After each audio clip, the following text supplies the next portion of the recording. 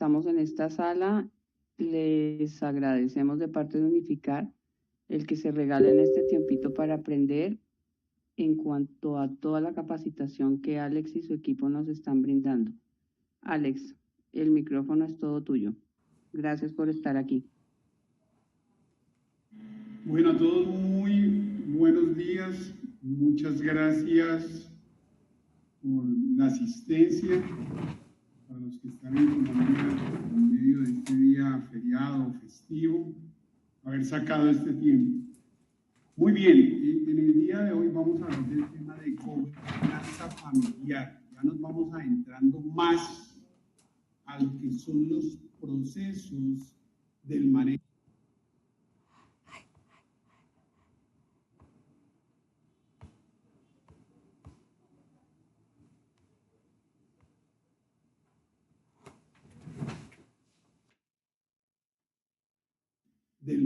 de la familia. En ese sentido, vamos a hablar de la definición y estructura de la gobernanza familiar y de los roles y de las responsabilidades. Nos vamos a centrar en esos dos. No quiere decir esto que en la medida que vamos avanzando, vamos a ir profundizando en otros roles que hoy seguramente no vamos a contemplar. Va a haber una etapa de la capacitación de mucha ejemplarización de casos reales y en ese sentido lo que hacemos nosotros es ampliar mucho más ese componente. Muy bien. Perfecto. Entonces, decimos que la gobernanza familiar es el conjunto de normas, procesos e instituciones que regulan la relación entre la familia propietaria y la empresa. En la capacitación del día de ayer veíamos un ejemplo de cómo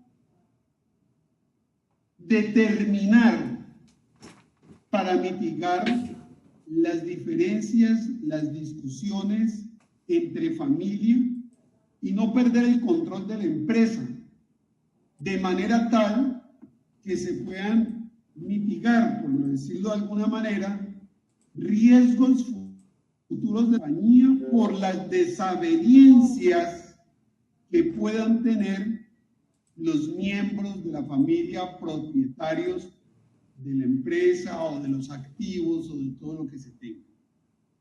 Entonces, este conjunto de normas, ¿sí?, o de instituciones que nos regulan, lo que nos permiten es clarificar en consenso qué es lo que se quiere hacer y cómo lo vamos a hacer. Vuelvo, insisto, es muy importante que ustedes como líderes o como cabezas de hogar o como partícipe de este proyecto que va a recibir unos recursos, pues asocie o participe a su familia de manera prudente e inteligente el qué van a hacer. Muchas personas me han escrito, dicen, mire, Ale, lo que pasa es que no podemos en este momento hablar con los hijos, creemos que no es oportuno, creemos que se puede tener dificultades. Entonces, en ese sentido, mi respuesta ha sido... Alex, ¿nos permite, por favor, un poquito más duro que hay personitas que dicen que no se escucha bien? A ver si le puede manipular ahí su micrófono al máximo, al 200%. Dame un segundo.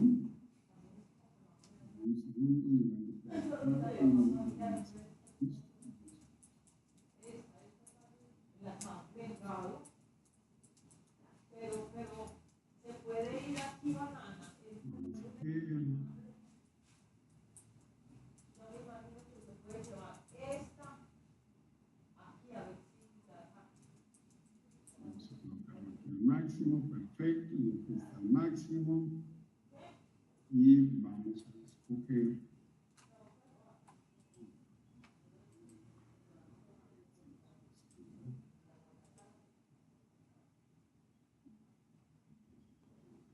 Alex, no tenemos audio. Dame un segundo, ¿me escuchas? Sí, un poquito bajito. Dame un segundo.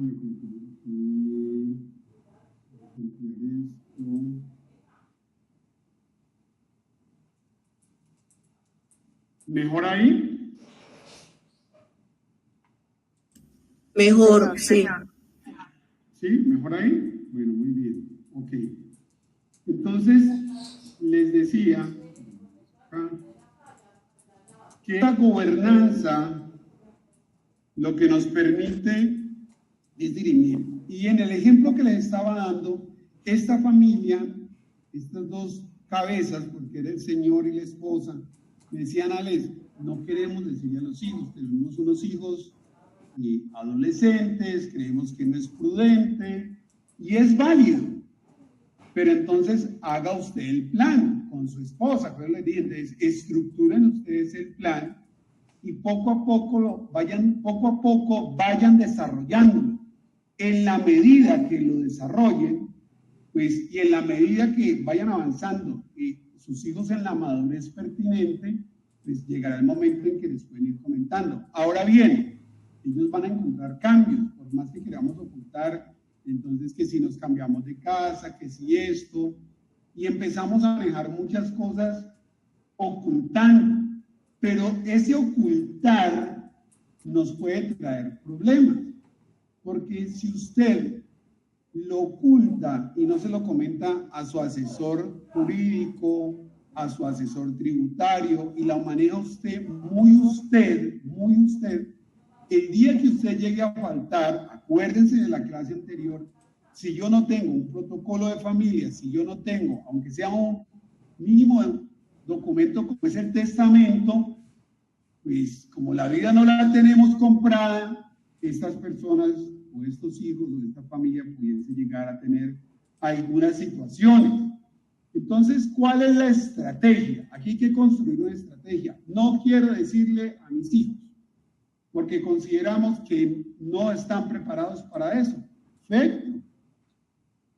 Entonces, estructure con su esposa todo el componente jurídico. Listo, mi amor, entonces vamos a hacer esto, vamos a hacer el protocolo de familia, y si nosotros llegamos a faltar, entonces se va a hacer esto. Los muchachos solo van a poder ingresar después de los, qué sé yo, los 18, los 21 años en el manejo, pero entonces van ustedes planificando.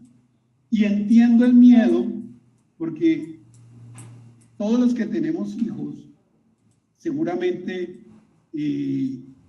estos chicos pueden ver una gran oportunidad de decir, tengo dinero, hay una gran influencia del entorno con todo el tema de las redes. De hecho, hace poco participé en una conferencia de una psicóloga organizacional y mostraba a ella cómo todos estos componentes externos, como son las redes sociales, el entorno, generan influencias sobre el individuo que afectan el seno familiar, y seguramente muchos lo hemos vivido.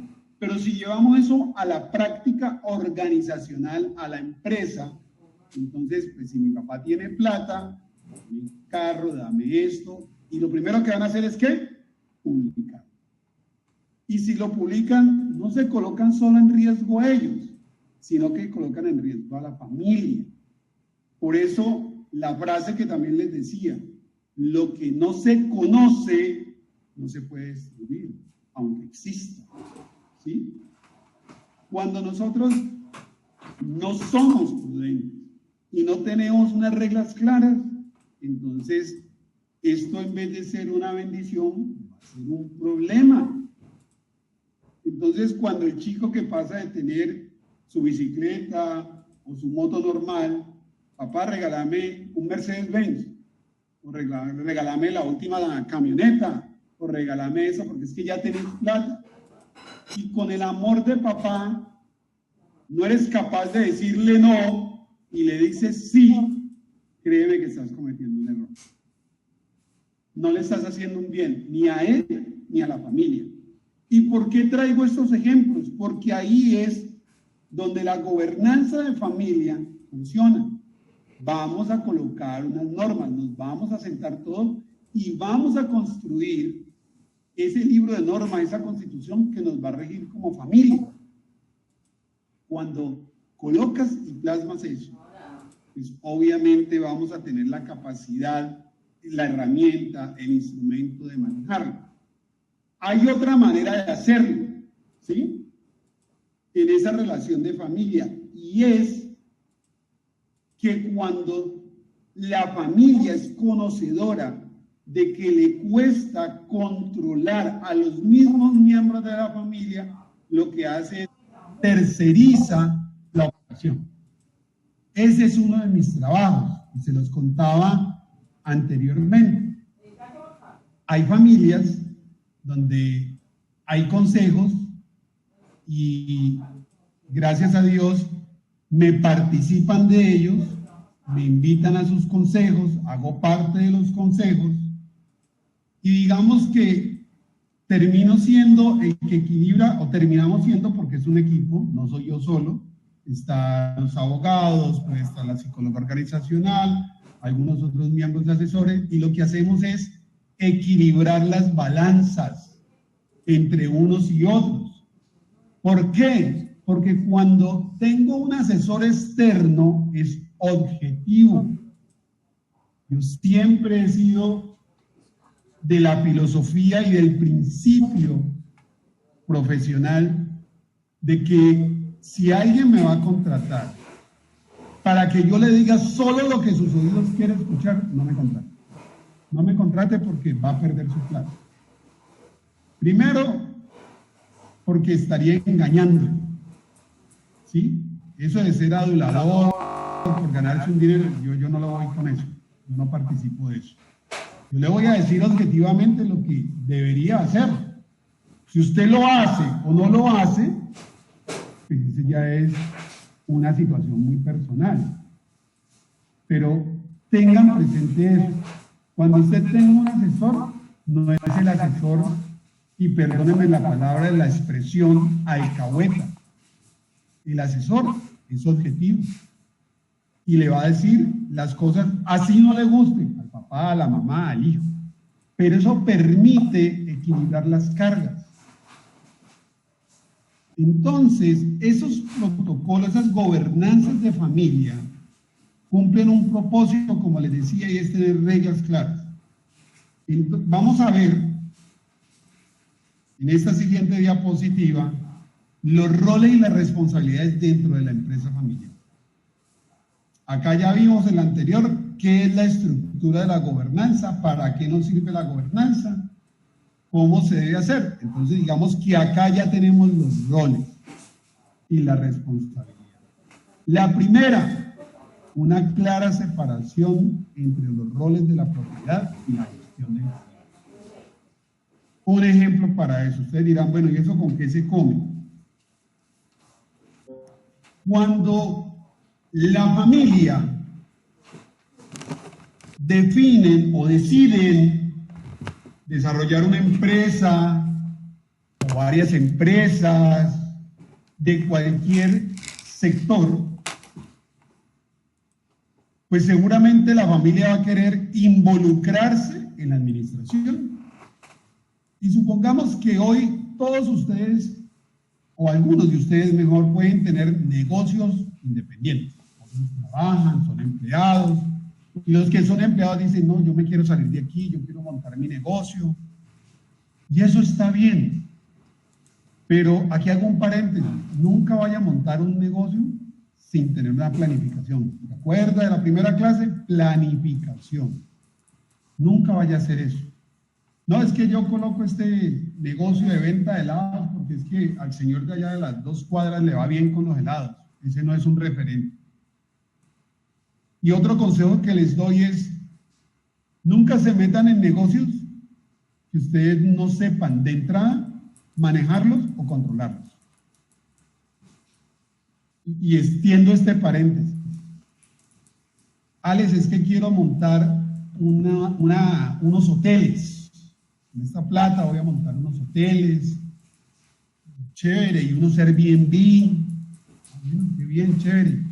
Y la pregunta sagrada, ¿hiciste el estudio, el análisis de mercado, la planificación financiera, las proyecciones, el análisis de tasas de retorno, el análisis de riesgo, de entorno jurídico, de gobierno, etc.?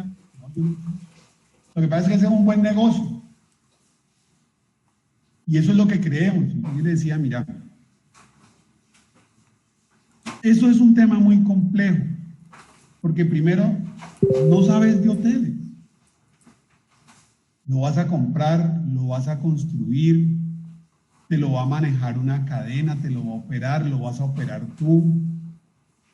Tiene un impacto grande en el componente de mercadeo y posicionamiento. ¿Has pensado en todo eso? ¿Sabes cuánto te vale eso? No, pero quiero hacer los hoteles. Y también unos Airbnb. Digo, venga, ¿usted ha hecho un análisis del tema de Airbnb? Usted ya escuchaba, por ejemplo, que en Estados Unidos hay estados donde ya no permiten las rentas cortas y que muchas personas invirtieron en apartamentos solo porque se iban a poder autofinanciar a través de rentas cortas, y la ley me la cambiaron y ahora no lo permiten.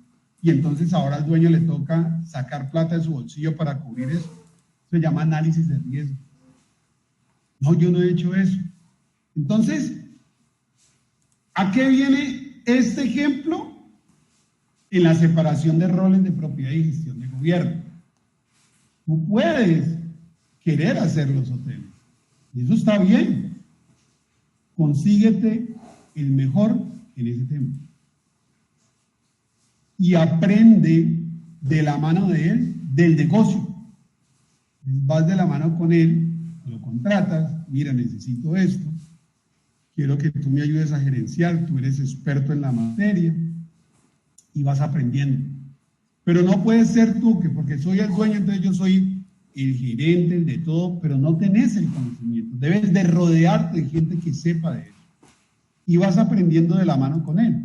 Ahora, no vas a desarrollar pues, el hotel más grande. Empieza de pequeño a mayor. Aquí ya empezamos en una separación de roles.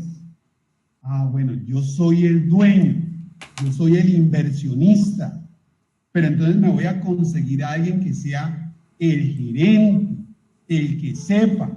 Pero el hecho de que yo sea el dueño, el inversionista mayor, mi rol es conocer del negocio y debo aprender de él. Pero debo de tener un experto que se la sepa todas. Porque es que hay algo que se llama en administración curva de aprendizaje. La curva de aprendizaje tiene un costo y está tipificado en la administración. Les voy a dar otro ejemplo, con el mismo hotel.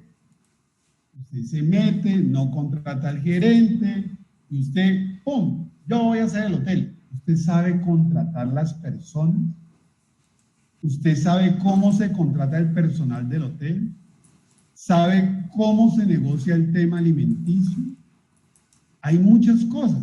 Entonces, cuando yo no tengo un experto y me meto de cabeza a hacerlo, esa curva de aprendizaje va a ser prueba de error. Entonces, como yo no sé, no, pues los alimentos voy a ir a la plaza y los voy a comprar yo, seguramente.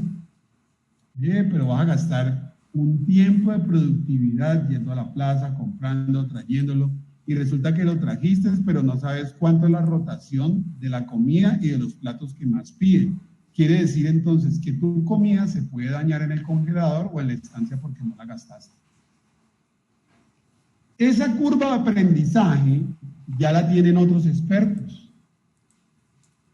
Entonces, cuando usted contrata a las personas idóneas para hacer el negocio, separamos los roles. Yo soy el inversionista, yo soy el dueño, pero tengo todo este equipo experto que sabe, y lo que tú vas a hacer como inversionista es que esa curva de aprendizaje, cuando tú te adhieras a ellos y aprendas bien del negocio, pues el costo de pérdida va a ser menor.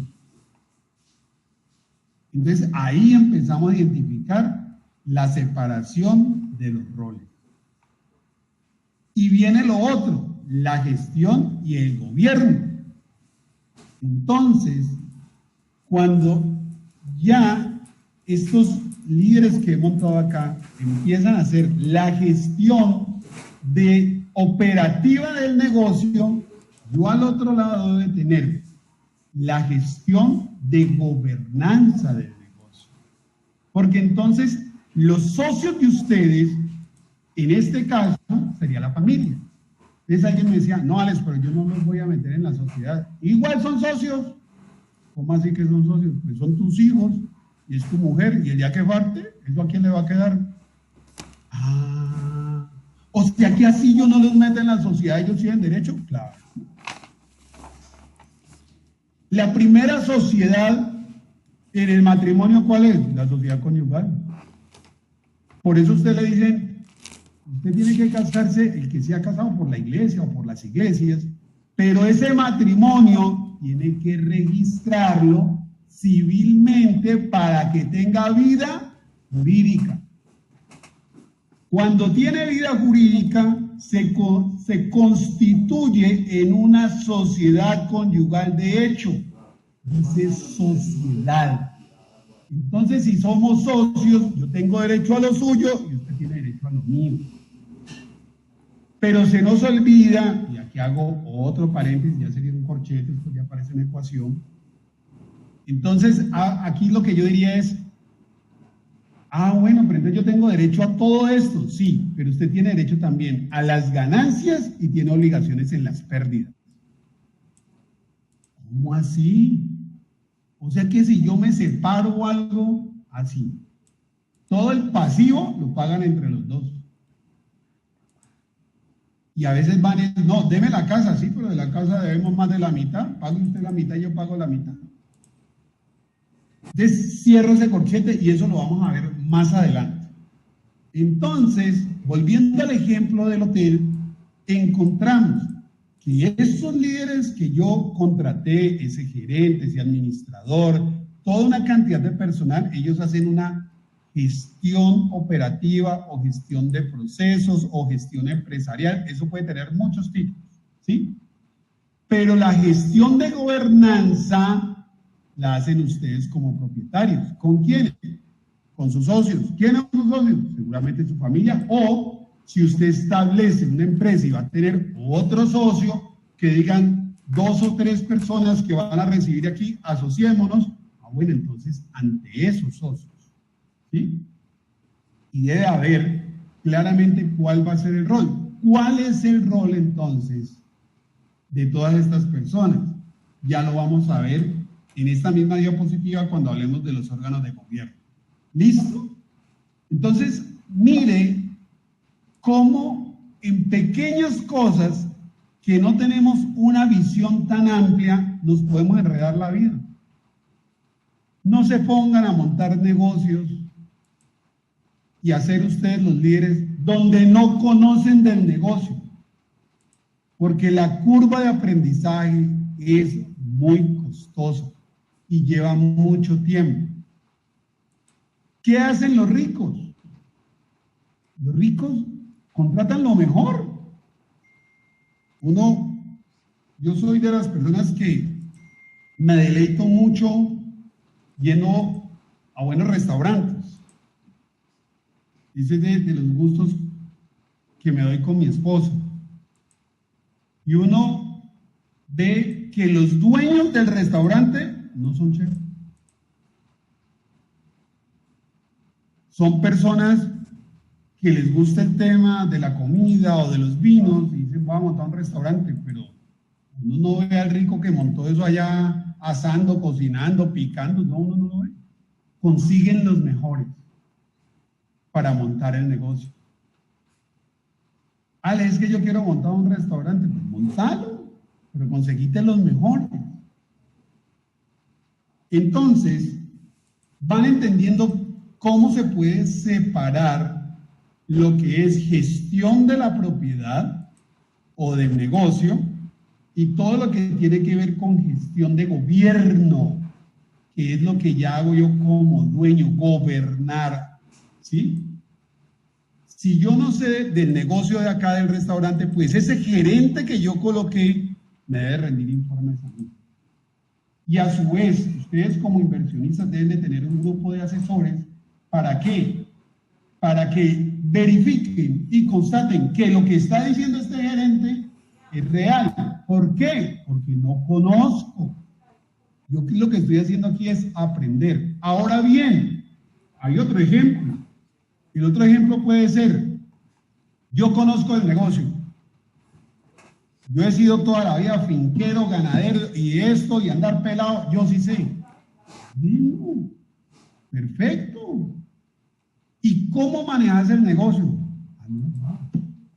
Eso se coge la vaquita y esto, y se lo digo porque me lo relataba así. Y le pregunto yo a ese ganadero, ¿y pagas impuestos? No, eso acá en el campo no se paga. Hermano, si usted vende 1 o 2 vacas, seguramente no. Pero usted quiere ser un gran ganadero, ¿cierto? Sí. Las 1000 cabezas. Y hermano, si ustedes tienen 1000 cabezas, le aseguro que tienen que pagar impuestos. ¿Cómo así, Alex? El ganado paga IVA. Si es en pie, no. Si es ya trozado en piezas, paga. Si es de tantos meses, es diferente. Si tiene una cantidad de cosas. Yo les contaba de la avícola en la que asesoramos. Y si el pollito es de menor de 3 días, no paga impuesto.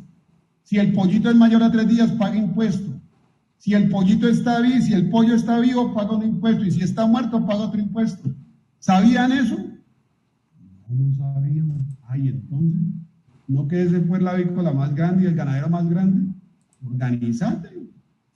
No es lo mismo, y lo he aprendido yo de agro poco, que resulta que estas benditas gallinas, eso hay que vacunarlas y tenerles unas condiciones de ambiente, de humedad, de temperatura, o sea, para poder que produzcan los huevos que tienen que producir. Tienen que calcular la cantidad de desperdicios por pérdidas en quiebra, mala manipulación, etcétera, etcétera. Entonces no es lo mismo para los que tienen 10 gallinas ahí en el galpón a decir que me voy a volver una avícola para tener mínimo 3.000, 4.000, 5.000 gallinas a la vez. No, yo sé, pero vení, conseguite el mejor, conseguite el buen zootecnista que te esté sanitizando toda la comunidad de estos animalitos.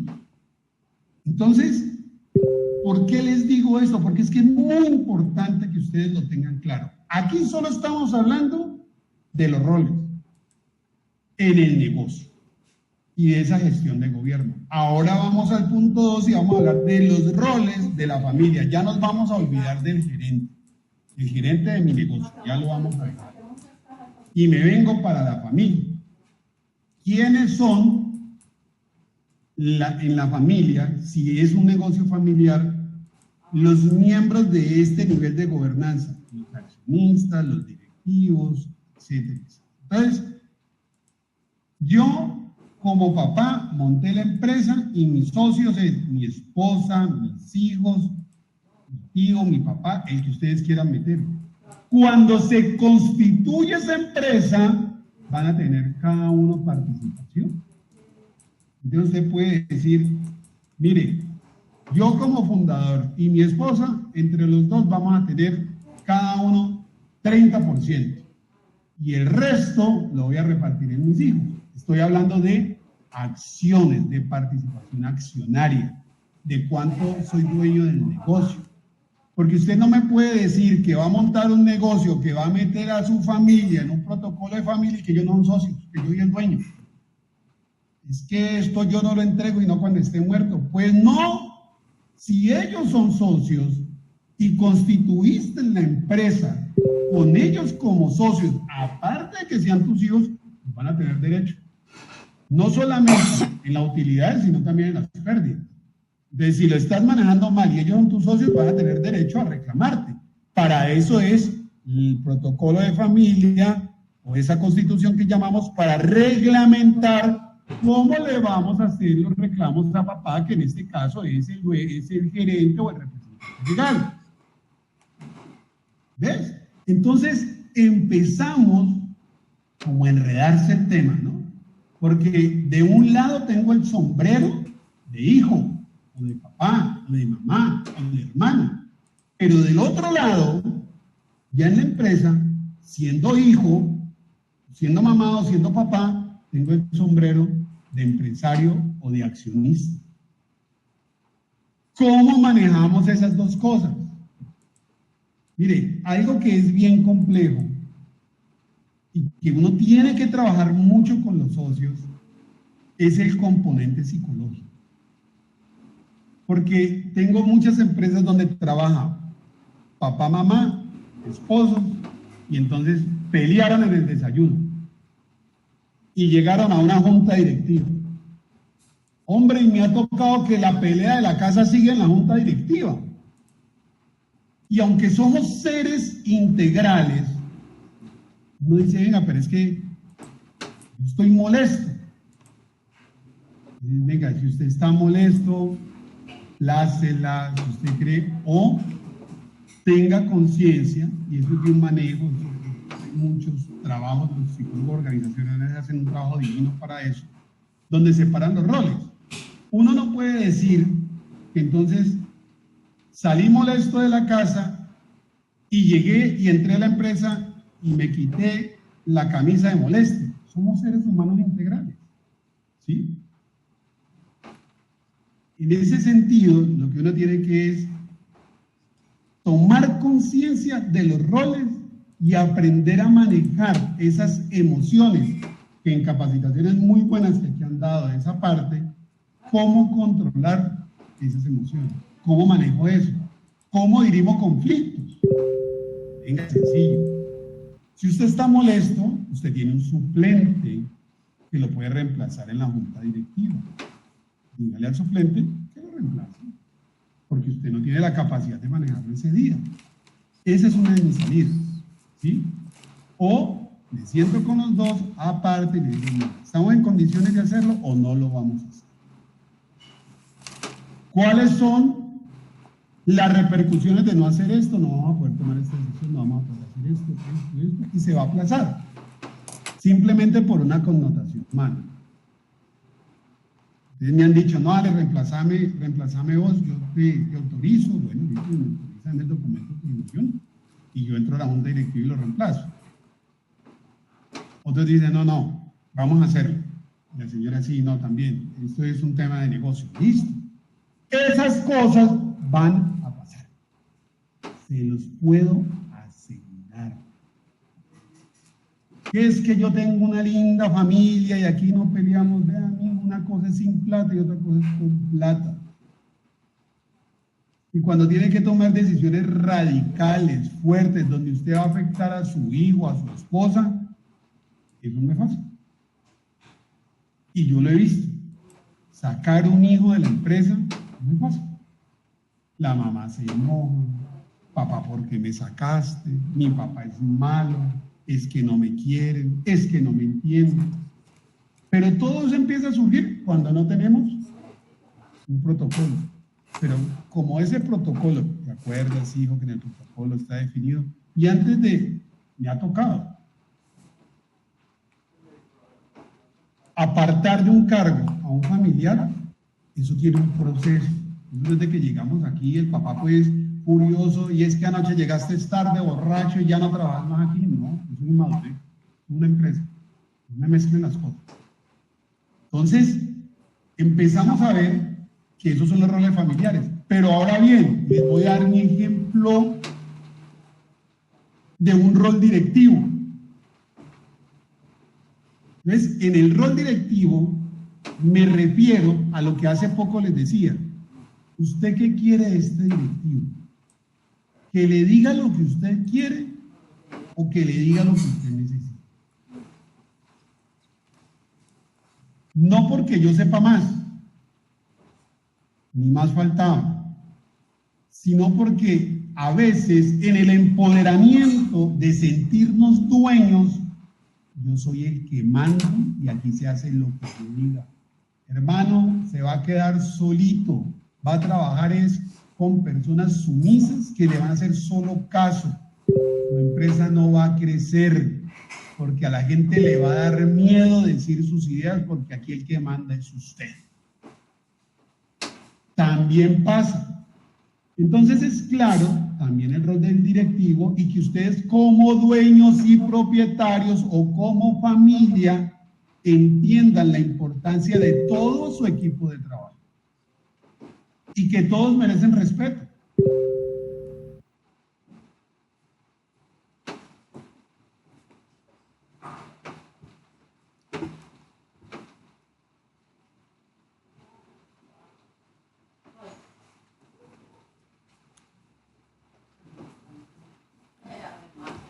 Hay casos muy particulares mixtos.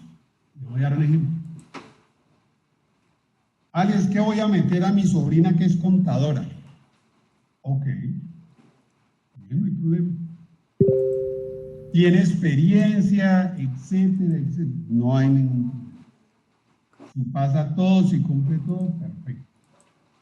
A los meses empiezo a ver, por cualquier razón, y eso solamente es un ejemplo, no es una generalidad, ni me ha faltado. Quiero mucho a los contadores, pero por gestión, no hablemos de la persona, por gestión se empiezan a trazar los cierres contables. Cuando usted no hace un cierre contable en la fecha y no muestra estados financieros en la fecha, le estoy quitando la brújula ¿a quién? A los directivos y a los que hacen toda la gobernanza.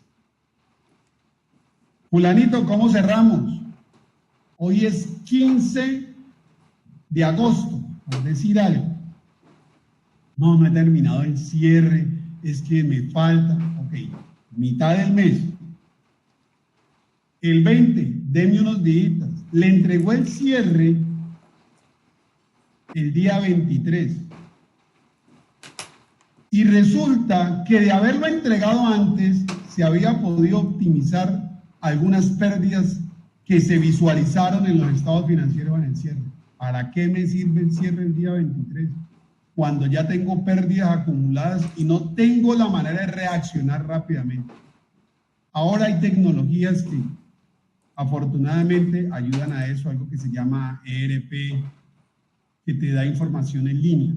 Pero es de información en línea en la medida que el contador la procese, la digite. De nada me sirve tener, como ahora se habla, un tremendo tablero de control, un dashboard. ¿Qué? Pero si no le metemos datos, ¿qué voy a ver? Voy a verlo de hace 2 meses, a mí no me sirve verlo. Entonces, metimos a la contadora familiar, sobrina, y a los meses, es que esta muchacha no me sirve, qué embarrada, yo por mi hermana que me puse a hacerle el favor, yo hubiera sabido, y empiezan los ayayos.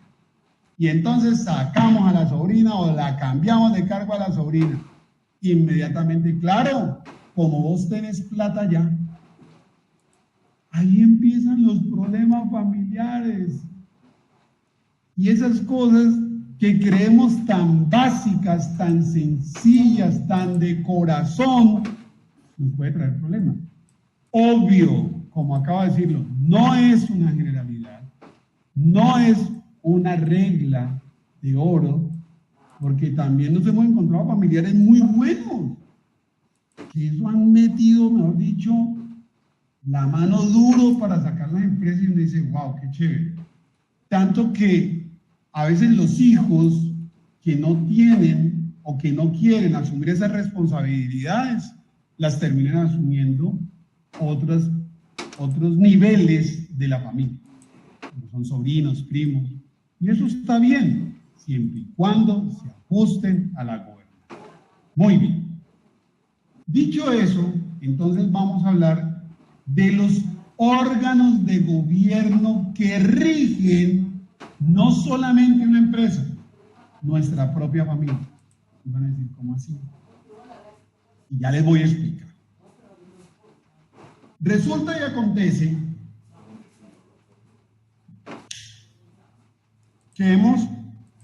que se ha podido identificar que hay 4 puntos fundamentales en órganos de gobierno. Uno es lo que se llama Consejo de Familia.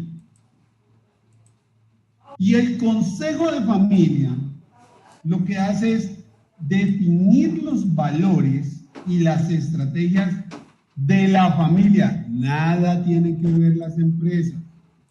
Nada tiene que ver las empresas. De la familia.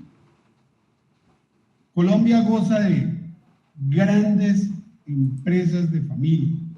Grandes empresas de familia. Y para nadie seguramente es un secreto. Entonces, estas familias, cuando son tan grandes, definen unos valores y definen unas condiciones que ya lo vimos. Eso se llama Consejo de Familia. Y ustedes ya tienen el concepto del Consejo de Familia, que no es el protocolo de familia. El protocolo es el documento, es la constitución, es cómo definimos todo lo que vamos a hacer. El Consejo de Familia es cuando la familia, los accionistas, los que hacen parte de todo ese conglomerado, como ustedes lo van a hacer, se sientan cada determinado tiempo a evaluar para dónde va la familia. Entonces llega el hijo, ve, papá, yo considero que deberíamos diversificar, pero para diversificar debemos de tomar decisiones de familia.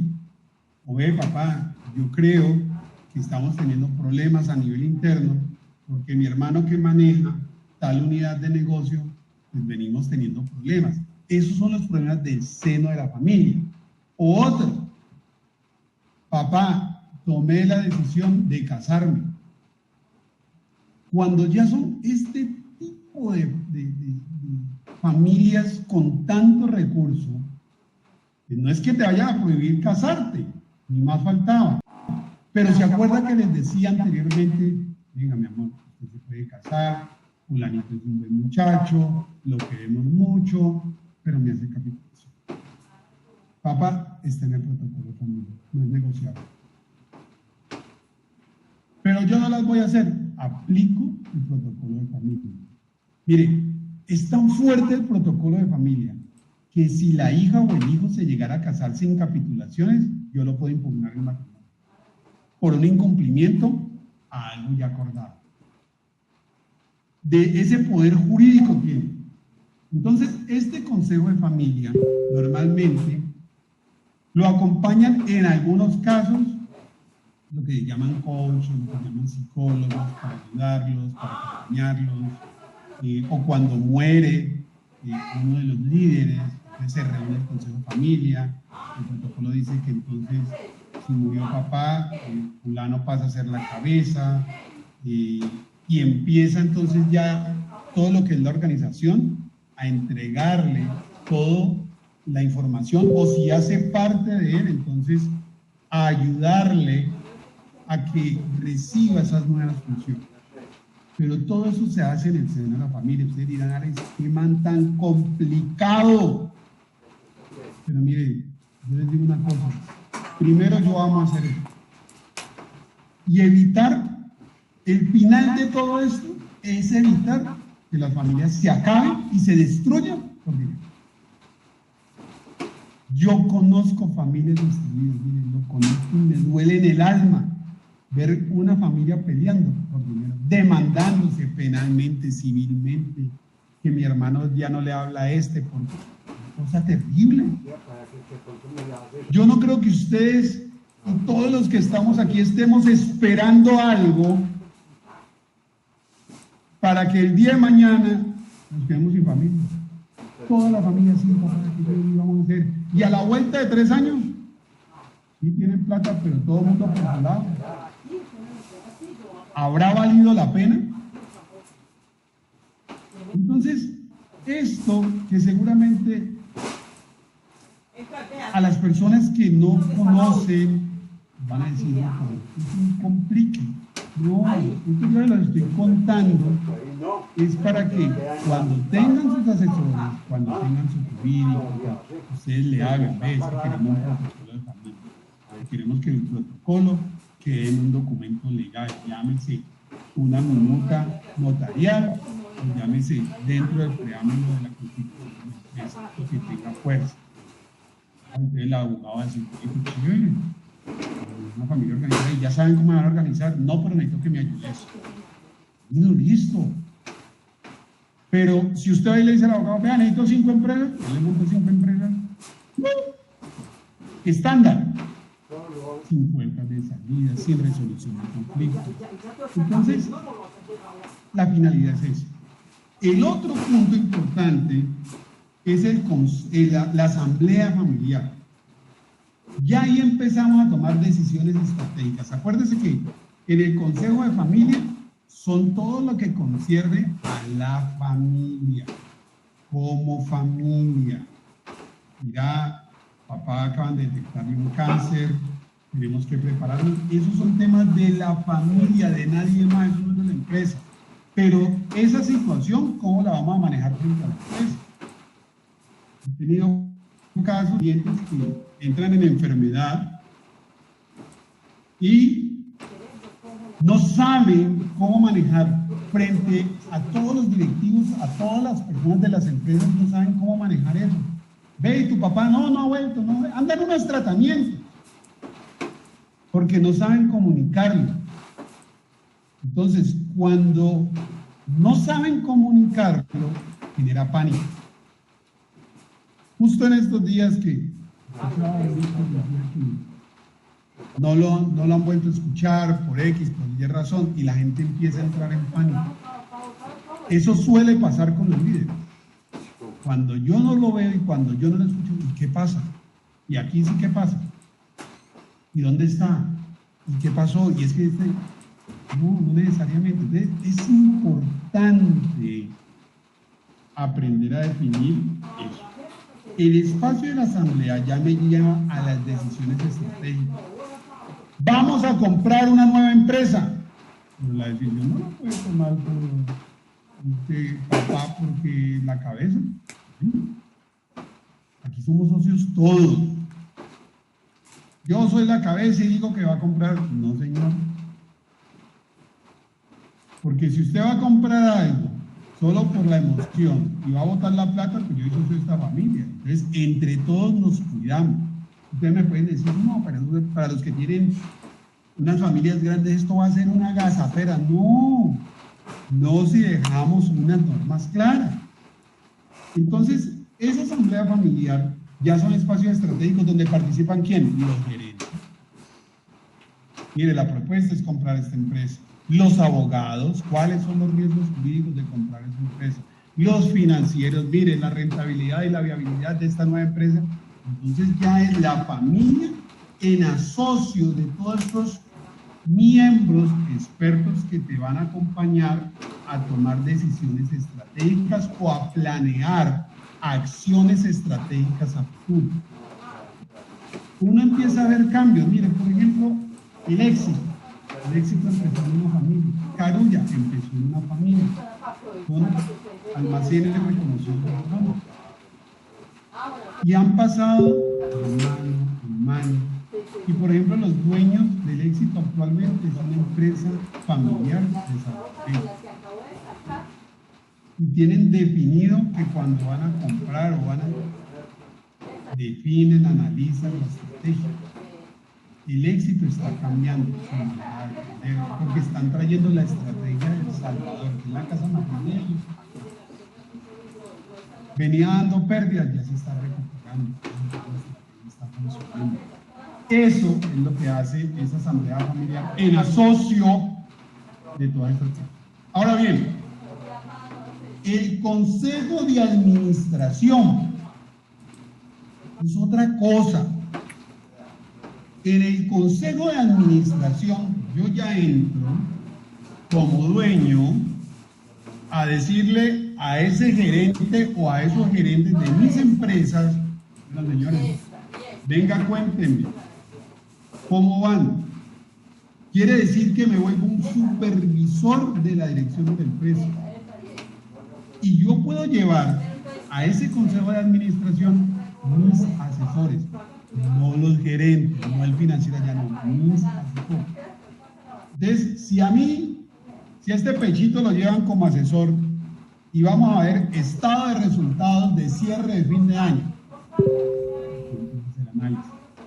Listo. Y empiezo a preguntar, ¿y por qué esto? ¿Y por qué lo otro? Y empiezo a hacer notas y le empiezo a pasar al dueño. O preguntas que yo no pueda hacer por respeto, la formulo y se la paso al dueño. Pregúntenle usted. Mira, considero que aquí pudimos tener mejores opciones. No veo una planificación clara en el tema tributario. ¿Qué pasa con...? Pero no es atacando a las personas, sino que lo que hace ese consejo de administración es, venga, denme informes para ver qué podemos mejorar y hacia dónde vamos a direccionar la empresa conforme a lo que la asamblea familiar en la estrategia ha definido y conforme a lo que el consejo y el seno de la familia quiere. Ve que cada uno tiene una función, pero muchos de ustedes van a querer lavar, planchar, barrer, servir el tinto, y ese no es el rol. Ahí es donde nos equivocamos. No es que yo para pagarle a un gerente, eso no hay como uno hacer las cosas uno mismo. Si uno no las hace, eso no funciona. Hermano, ese no es pensamiento de empresario, no lo es. Ese no es un pensamiento de empresario. Así no vas a progresar. ¿Cómo que no? Eso yo crezco la ferretería. Entonces el día que tengas 10 ferreterías y la querés manejar vos, ¿cómo vas a hacer? ¿Te vas a clonar 10 veces o qué? Tenemos que delegar. Y delegar en gente que sepa. Acuérdese de esa frase, la suma de consejeros. Lo que más tienen los ricos son asesores, consejeros. Mire, yo trabajo en varias compañías que asesoro, y no soy el único asesor, no lo soy. Me encuentro con el jurídico, me encuentro con el tributario, a sabiendas de que sé del tema. Me encuentro con este, me encuentro con el otro, con los de calidad, eso es, se rodean de buena gente, de personas que conozcan de esto. Por último, tenemos todo lo que tiene que ver ya en la parte de directivos familiares y externos, que era el ejemplo, y yo me anticipé un poco, que era el ejemplo que colocaba de la sobrina del dueño, la contadora, ¿sí? Entonces, hay que separar cuando tenemos familia dentro de la empresa. Mire, yo no les estoy diciendo que no ayudemos a la familia. Pero hay gente de la familia pues, que no le podemos dar trabajo y usted lo sabe, hermano. Usted sabe que al hermano Calilla no le puede dar trabajo, o al sobrino o al primo, no, se va a meter en problemas. No, que es que yo quiero darle la oportunidad, que todo el mundo tiene derecho a una oportunidad, que démosela aquí. Y le dan la oportunidad y se arman unos problemas. Entonces, como yo les digo, vea, le sale más barato